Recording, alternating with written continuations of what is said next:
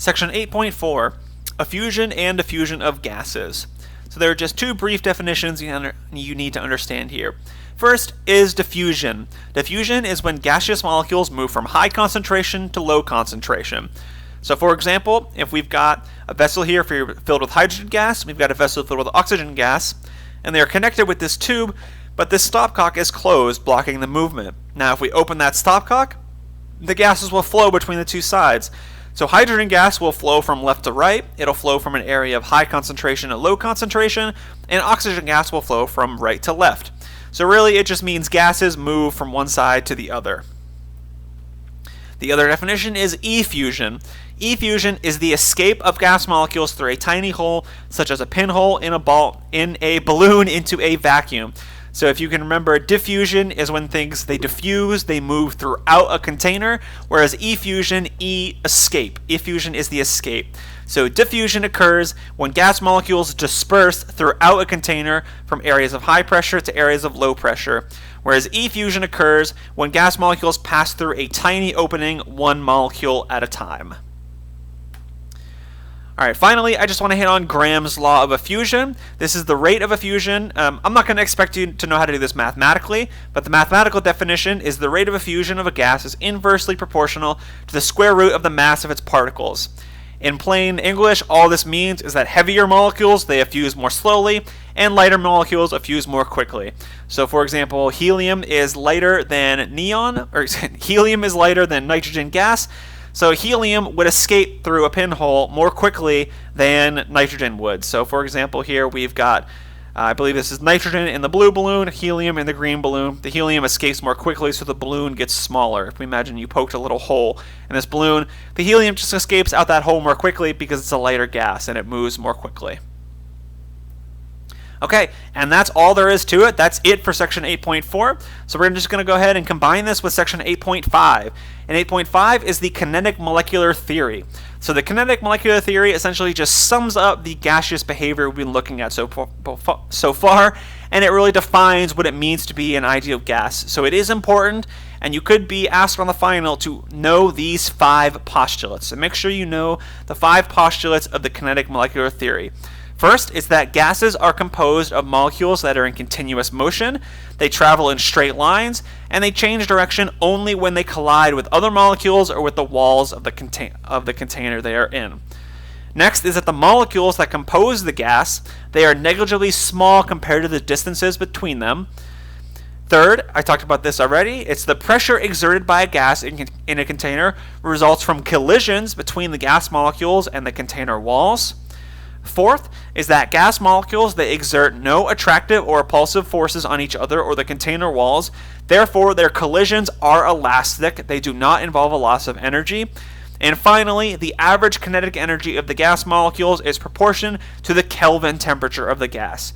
So really, we're just imagining that gas molecules are just like teeny tiny little spheres that travel in straight lines and they move quickly in random directions, only changing direction when they collide with another gas molecule or when they collide with the walls of the container.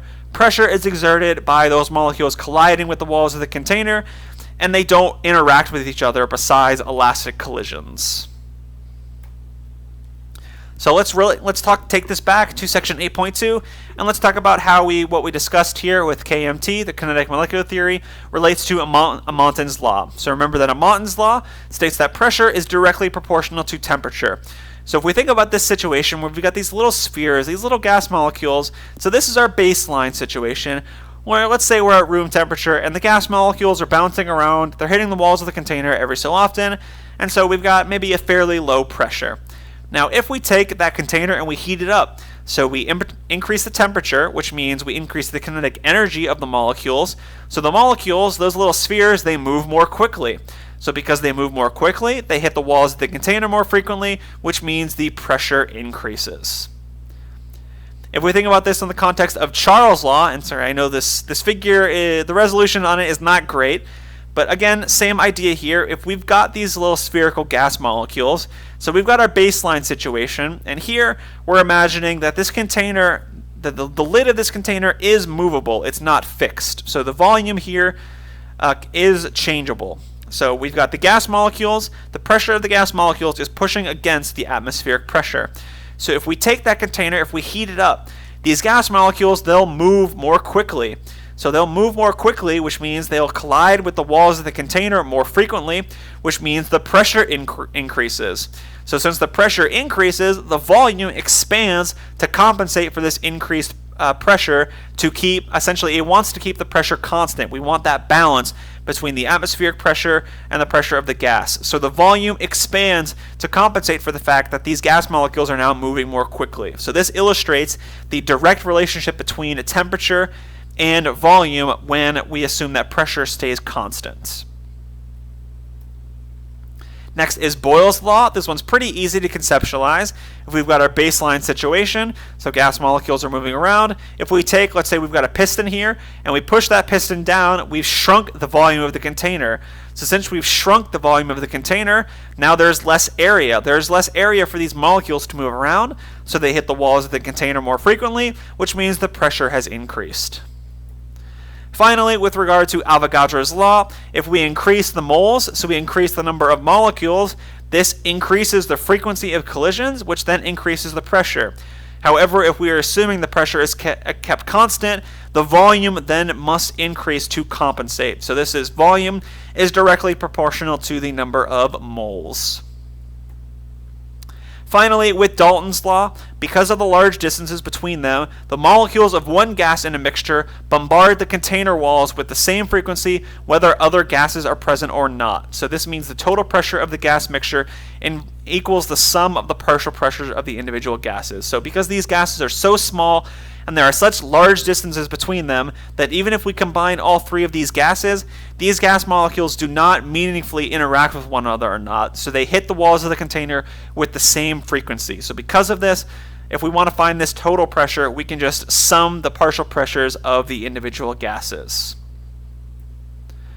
Alright, last thing I want to mention here is there's a gas simulator. So I do recommend you download these slides and you check out this gas simulator for itself. It's pretty neat and it's kind of fun just to play around with for a few minutes and just put visuals to what we're talking about here with the kinetic molecular theory and these gas laws and how these different variables relate to one another. Alright, so that concludes Chapter 8. If you're watching this last, then that's it. That's the end of the material for the semester. If you chose to watch this before Chapter 9, then I'll see you in the next videos with Chapter 9, Thermochemistry.